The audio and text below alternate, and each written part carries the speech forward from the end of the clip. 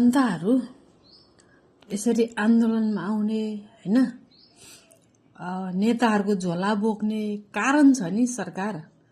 तपाईले केही पनि गर्नु पर्दैन, जस उद्योगहरू खोलिदिनुस्, सम्पूर्ण जनताहरूलाई जागिर दिलाइदिनुस्, अरू केही गर्नु पर्दैन। उनीहरूको घरमा खाने केही पनि छैन त। यहाँ आए बापत दिनको 1000, 2000, 5000, 10000, 15000, 35000 सम्म पाउँछ भन्छ। अनि जनता आउँदैन त? आउँछ नि। कमसेकम उद्योगहरू, सबै उद्योगहरू खोल्नुहोस्, अनि उनीहरूलाई काम दिनुहोस्, उनीहरूको छोराछोरीको पढ्ने व्यवस्था राम्रो गरिदिनुहोस्। एकैचोटि तपाईले बोर्डिङ स्कुल र सरकारी स्कुलको नानीहरूलाई एकै ठाउँमा राखेर दाँच्न मिल्दैन। ब्रिज कोर्स एकैचोटि बन्द गरेर दाँच्न मिल्दैन। तपाईले सरकारी स्कुलमा पढेको बच्चा र बुढा नीलकण्ठ, त्यसपछि आएर